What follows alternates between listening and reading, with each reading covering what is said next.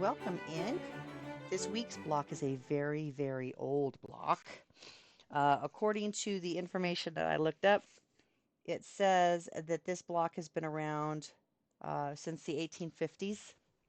Yeah, 1850s. So it's 170 a lot years old. Okay? Super, super old. Let me show you what we're talking about here. Let's look at this one. Okay. Switch to display. All right. So here's your Shoo Fly. Basically, what it is a 9 patch with 4 half square triangles in the corners. And then it's just a play on color to get that pattern. Okay. Now you can do different things um, with that pattern if you'd like to change color. As long as you have the arrows, pointing in, supposedly you can also have arrows pointing out, but I think it would totally give you a different look. Um, as long as you have that main pattern showing, you're good. Okay. Let's see here. What else can I find for Shoo Fly? Shoo Fly, Shoo Fly. It's funny. I put in Shoo Fly and it gives me everything except for Shoo Fly. It's special. It's so special. But this is basically it. Okay. That's a Shoo Fly block. There are some different variations for Shoo Fly, but primarily this is it. Okay. Super easy. It's a 9 patch. And again, 4 half square triangles, 1 in each corner. And then the others are just solid blocks. Okay. So switch to front.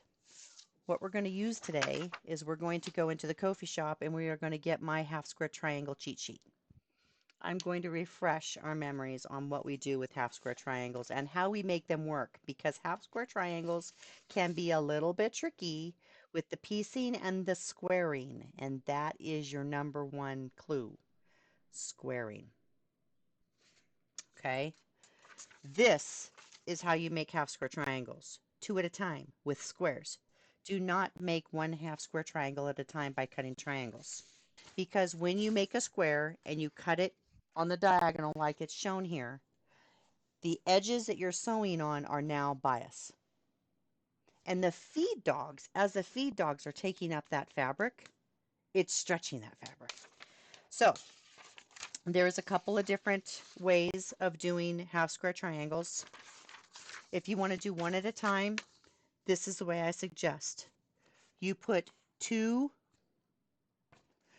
squares pretty sides together, draw a line from corner to corner, and sew a 1/4 of an inch away from one side of that line. Cut the excess off, and then you end up with one piece right here that's going to be a half square triangle. Okay? You can do 2 at a time. Putting 2 squares together, pretty sides together, you're going to draw a line from corner to corner. You're going to sew a 1/4 inch seam on either side of that line, then you're going to cut it apart. Now notice that in both of these versions, you're not cutting anything apart until that line is sewn, until your seam is sewn. Then you cut it apart and you open it up. And the reason why is because when you're sewing a triangle, even on a diagonal, it can be a little bit stretchy, but you're safer sewing a diagonal line on a square than you are trying to sew a straight line on a diagonally cut triangle. Does that make sense? So we use full squares, sew our seams, and then cut it apart. So these are the 2 versions that I suggest you do. There are other ways of doing triangles. One of them is 4 at a time. I don't suggest you do this because when you cut these in like this, every single one of the 4 edges on your half square triangle are going to be bias cut. I do not suggest that for you guys. If you're beginners, do not make the half square triangles like this. I know it's loads of fun. It looks like loads of fun. It looks like, oh my gosh, I can do it in 4 and I'm just going all the way around. It's easy peasy, right? It's a little bit trickier, okay? It can be done, but it's a little bit trickier because if you manhandle those too much, then it gets a little crazy. And then finally, last but not least, you can also make half square triangles 8 at a time. And again, um, I don't really suggest this, although there is no bias edges. So what ends up happening is if you cut your big squares on the grain of the fabric, and you sew diagonally, you draw a line corner to corner, corner to corner. You sew a quarter of an inch away on this side, and then a quarter of an inch away on that side, and then you do the same thing. Before you cut anything, you're going to now do this line, quarter of an inch away on this side, and then a quarter of an inch away on that side. And then you can cut it apart the way it's shown. Okay, you're going to first do these cuts, and then you'll cut on your lines. Okay, and then you make 8 at a time. These should not be bias edges when you're all said and done, but again, okay. If you want to do it this way, remember you cannot do hand piecing because you do not cut through hand piece seams. You just don't. Your block will fall apart. Okay. Also here, right here, this is not for hand piecing either because you're going to be cutting through your hand stitches. You don't want to do that. Okay. If you want to do your hand piecing, you can do this because you're not going to be cutting through those stitches, cutting this direction. So if you want to do hand piecing, you can use this method, or you can use this method. Okay? So today we're going to do some hand piecing. Let's grab our cheat sheet. Again, it's in the coffee shop. Let me show you again what we've got for this block. So our Shoo Fly block. Why am I using brown? I get all these fun colors and I'm going to use brown? I don't think so, kids. Let's use purple. Let's use this purple. It's a purpley pinky color. Okay. So again, our Shoo Fly block is a 9 patch. Okay. Sorry, it's not to scale. It's a 9 patch with 4 half square triangles in the center. Now, with this design, you could have the dark colors here. Okay. You can have them all like this, or you can also do the opposite. So what's fun sometimes when you have these blocks is you do one block like this, and then the next block that you do is the opposite of that, and it really makes those blocks pop. So in this case, our color would go like this. It would go here.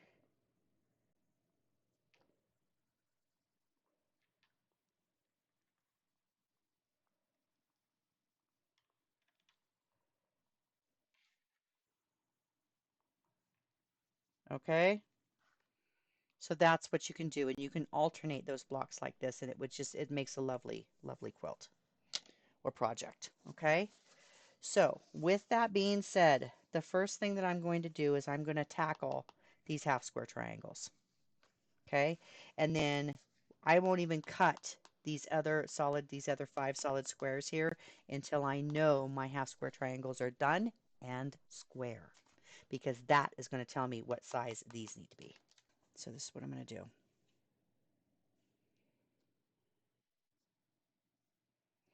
I'm going to take all of these pieces that I'm going to make my half square triangles with. I'm going to put them pretty sides together.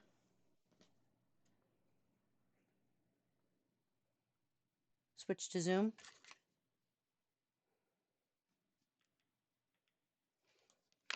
Zoom in a little bit for you.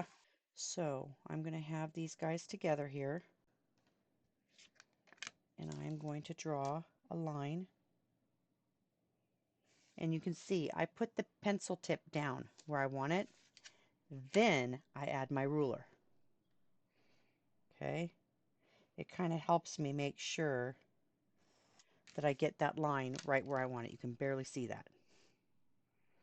Okay.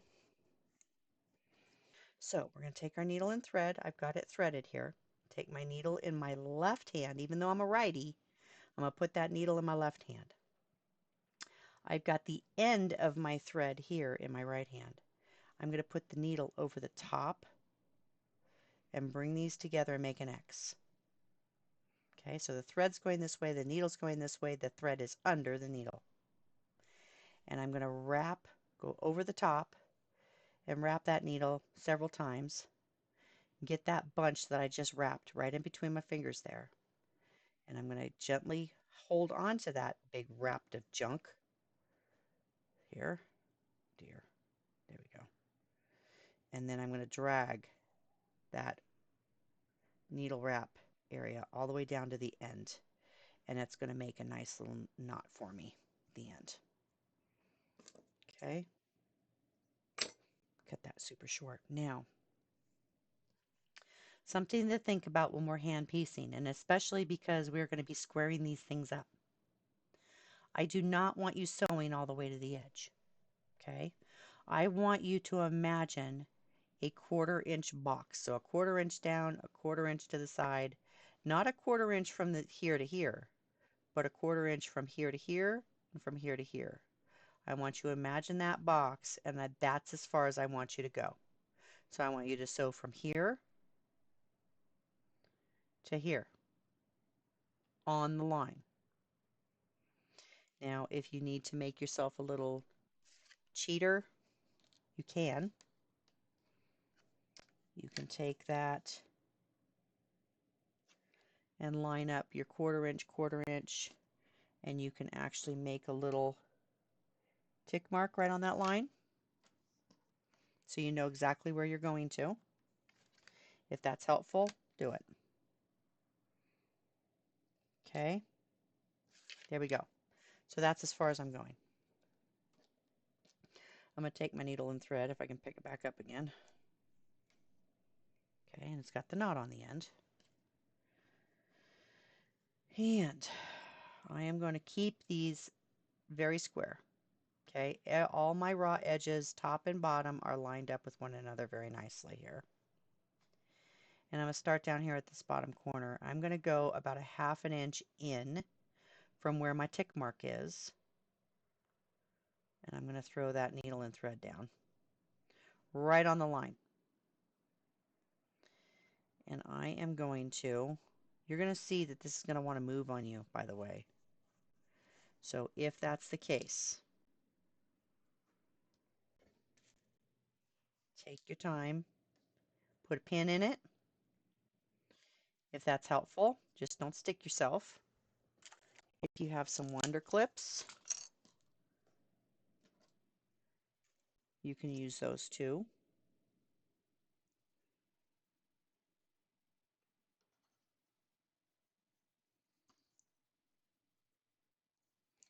Okay? Whatever it takes to make sure that that stays where it needs to be. Okay, so what we're going to do is we're going to take our needle and thread, okay, right on the line, and we're just going to make a little running stitch here. So I'm going to go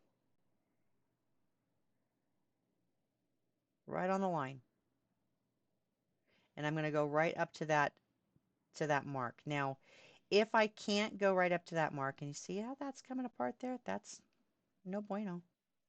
Make sure it doesn't do that. I got to keep it down, sorry. I'm going to have to hold it down where I usually have it. Okay.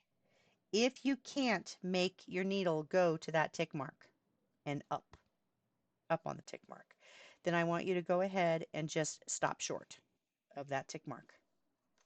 Okay? Then when you flip it over, now I want you to go down right at that tick mark. Okay? And then you're going to go back in the other direction, right on the line. And yes, you're going to be stitching over the stitches you just did, and that's fine. Okay? And you load up that needle as much as you can handle. If it's only one stitch at a time, then just do one stitch at a time. Okay? Now, see how it's all bunched up? This is what I want you to do. I want you to grab those two corners here. And when you're pulling this needle through, I want you to pay attention to these two corners and just hold on to it, just like I'm doing. And then you tighten it. And then you're going to make sure that it's laying nice and flat. Run your finger across it, whatever you need to do to make sure that it's not bunched up at all and it's laying nice and flat. Okay, so now what we're going to do, so we stopped here, but I'm not going to stitch ahead of this and keep going. I'm actually going to, where I stopped, I'm going to go back a half a stitch and go down there. See that? That's where I'm starting. And what that does is it makes like a little back tack right there. And that's just some insurance for later on down the road in case this thread ever breaks, the seam starts to come undone. It's going to slow down the progression of that seam coming completely unwound at that back tack, and it'll help the owner to get that thing fixed before it's just completely blown wide open. Okay? You're going to load up your needle and then stop again. Okay? Make sure it's laying nice and flat. So again, we're going to go back a half a stitch and then move forward again. Okay? And these stitches are about 1/8 of an inch long. I mean, they're not teeny tiny, but they're not humongous either. So it should be a fairly nice seam. And I've got 1, 2, 3, 4, 5 stitches on there. Okay?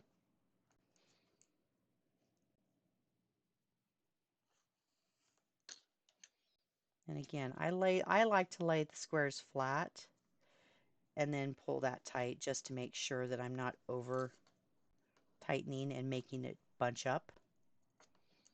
That's what I like to do. Okay. Back tack.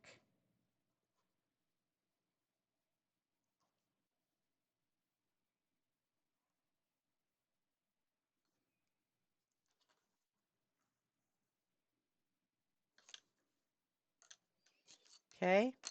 Now, I didn't quite make it to my tick mark here. You can see that. There we go. See, I didn't quite make it to that little tick mark. I'm not worried because what I'm going to do is I'm going to go down again. If I can get this to stop twisting on me, hang on. Just dangling my needle so it gets a twist out of it. Because it just wants to be silly that way, then, you know. There. Okay. So there's my tick mark where I need to end. So I need to back stitch again, going in the opposite direction here before I end this. So I'm just going to go down right on that tick mark. And then I'm going to take, I don't know, probably 3 or 4 stitches into the block here.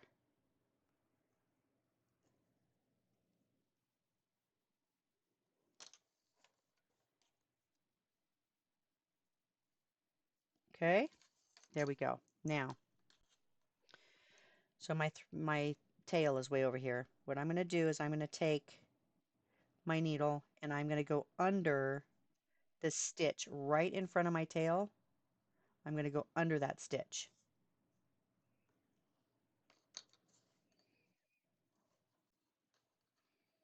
Okay, I'm going to go under it again, but this time I'm going to make a tailor's knot and go through that loop. And I'm going to do that one more time because I like doing it twice. And make a loop and go through it. Okay, now still not done. Take my needle and thread and the stitch ahead of my tail now. See where my tail is? I'm going to go here. I'm going to go underneath this stitch. I'm not going into the fabric, I'm just going underneath the stitch and I'm weaving this tail underneath these stitches. Okay, there you go. That's more than enough. Okay, and then I will cut that one off. There we go. Okay, there. So here is my finished square. There. Okay. And you can see my stitch is nice and straight because I used my pencil line as my guide. on where I need to stitch. My edges are still nice and lined up for both the top and the bottom because I used my Wonder Clips to make sure that they were staying in place. That's very helpful. Okay. And I'm just going to go ahead and I'm going to stitch the other 3 blocks just like this before I go on to the next step.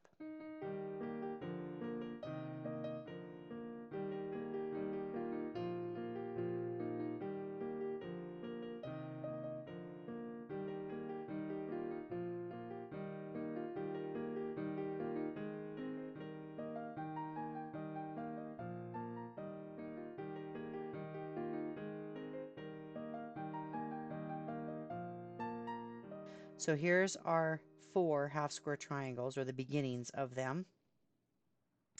And what we're going to do here is I am going to cut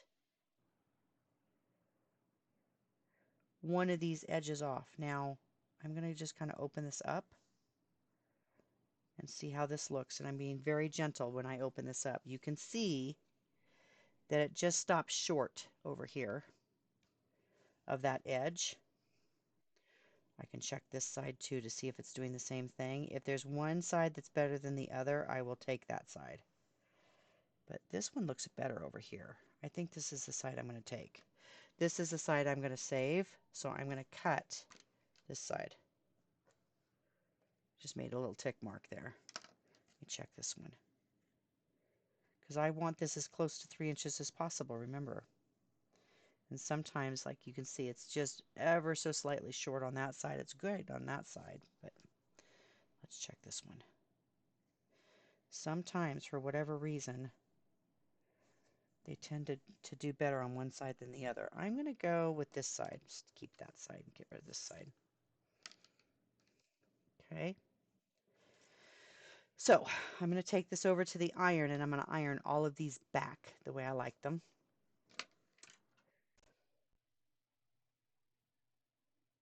So I'm just going to very carefully iron these back, just like that. I am also going to grab my squaring tool, so we're going to need that next. And I'm just going to take each one of these things here,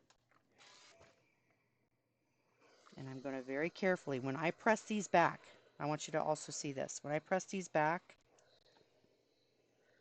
let me show you what I do.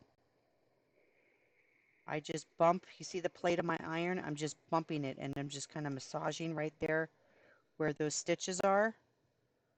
I'm not pulling, I'm not pushing, none of it. I'm being super, super careful when I fold that back because you can also distort it if you're not careful there. Let me try this side. Show you again. Super careful.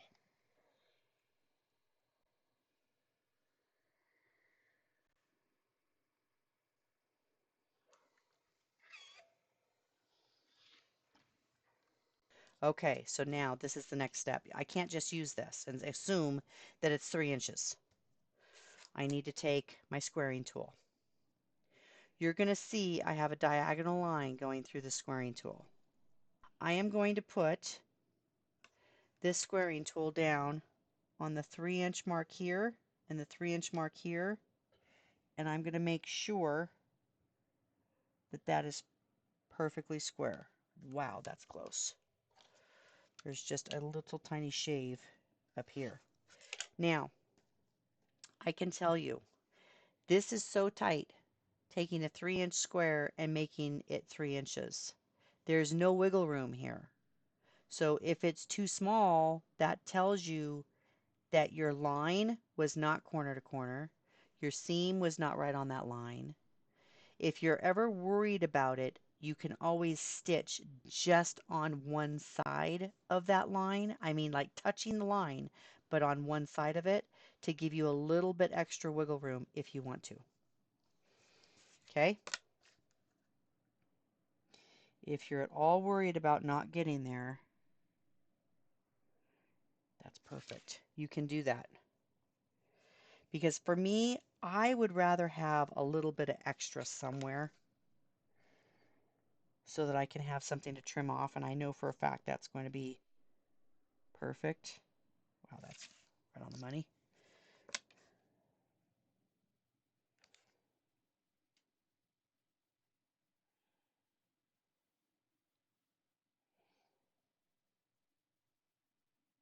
That's right on the money. Okay, let me show you. Let me show you what I mean by that. So let's say that this is our half square triangle here. And let's say we need this to be 2.5 inches. Okay, so the first thing that I'm going to do is I'm going to line up this line here, and I'm going to check this edge. I know I've got plenty of wiggle room here, so I'm going to go ahead and clean up these two edges, just a sliver. Now I'm going to rotate this, and I'm going to line up my 2.5 inch mark on these two sides. So my 2.5 inch mark is right here on this corner. It's also right here on this edge, and it's right here on this edge. And then I'm going to cut this extra away. Now I know that this is right on the money of a 2.5 inch half square triangle. You have to go through this process. If you just make half square triangles and try to use them, they're not going to be square, and they're going to drive you clear up a wall in no time. Now, once it's square, then you can take this and line up your stitch line on the 1/4 inch mark. Here, let me show you a little bit easier here. Here we go. This is probably easier. There, now you can see. It's a 1/4 inch away, and you cut off that excess. Now, there's quite a bit of excess here. So if you had a machine, you could stitch that together and you end up with a little tiny half square triangle for something else. But yeah, it's totally up to you. Whatever you want to do. Okay, because you don't want to keep this excess. That's way too much bulk.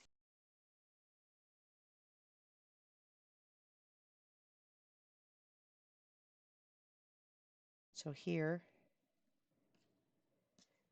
is our block. Switch to overhead.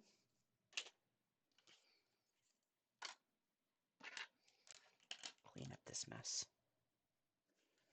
Okay.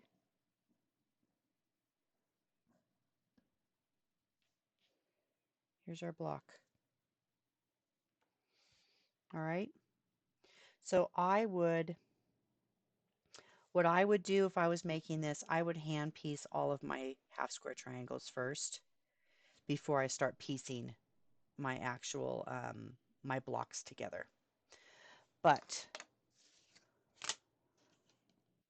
all you're going to do for your hand piecing of your blocks, okay,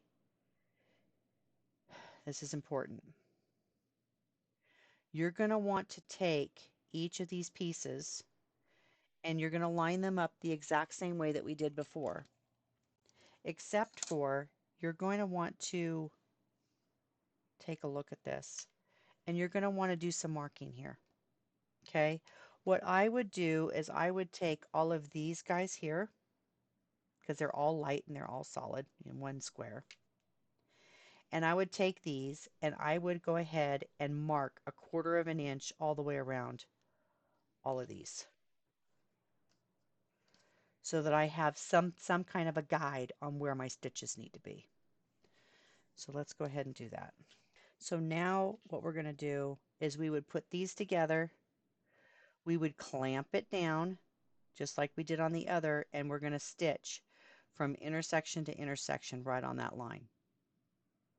And then when those two are done, okay, you're going to add this guy on, and you're going to flip it over, and you're going to stitch from intersection to intersection right on that line just like we did before. And now you're going to have a row done, and you're going to do that with all the rows.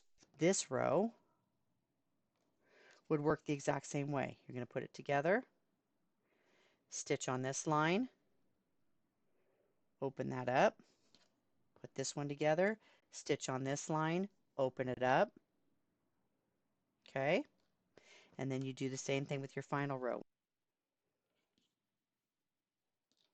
I'm going to put these two together.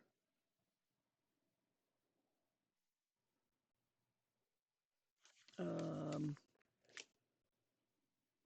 right in front of me. Silly me. Okay, just double check again. This is the side I'm going to be stitching, so I'm going to put it here. I'm going to put it here. Okay, so this side,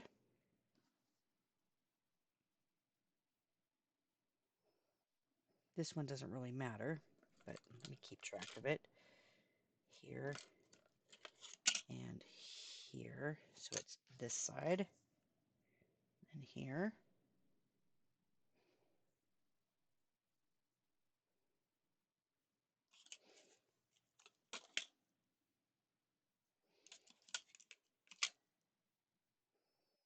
There, this side.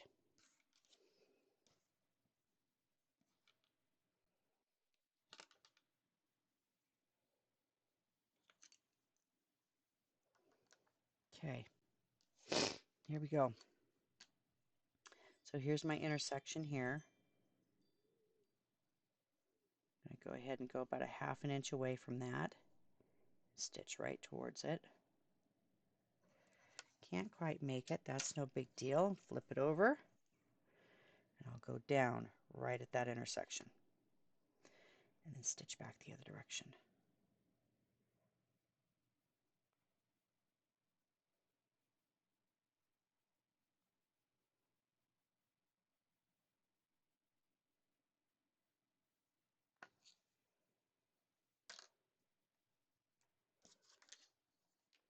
Back stitch, half a stitch, move forward.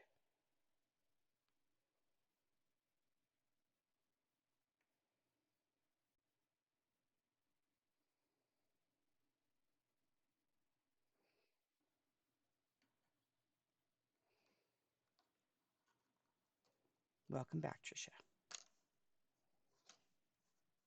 Okay,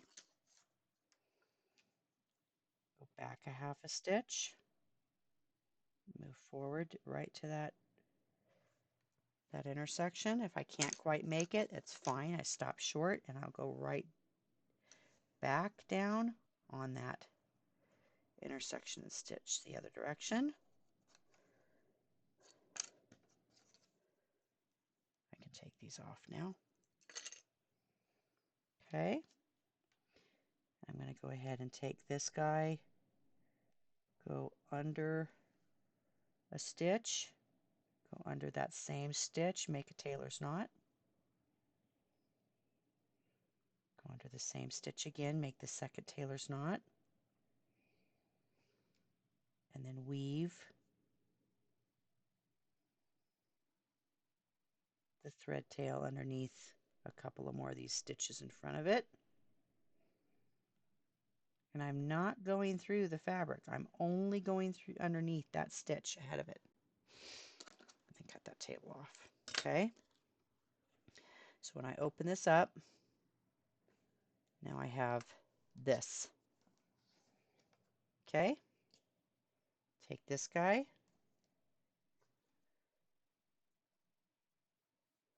line this guy up.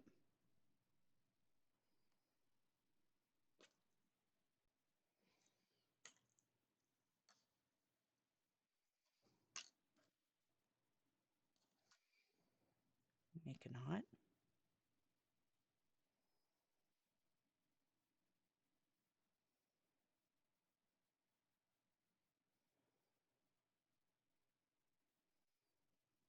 Okay. And do the same thing. I'm going to make all my rows the same way. Now tomorrow I'm going to show you how you're going to put your rows together by hand. Tomorrow I'm also going to show you how you can do all of this by machine. Okay? So stay tuned for that because I'm going to be using these pieces again tomorrow. I'm just going to leave them right where they're at. Okay? And I'll show you how to put the rows together by hand tomorrow. Guys, thanks so much for hanging out today. We're going to come back tomorrow to do some more of the Shoo Fly block. This is going to be by machine, and I'll do a little bit by hand to show you how you can put your rows together once you get your rows pieced. Because there's a little bit of trickiness to that, but I can show you tomorrow. And then, yeah, so we'll see you all then, okay? All right. You guys take good care. Bye, everyone.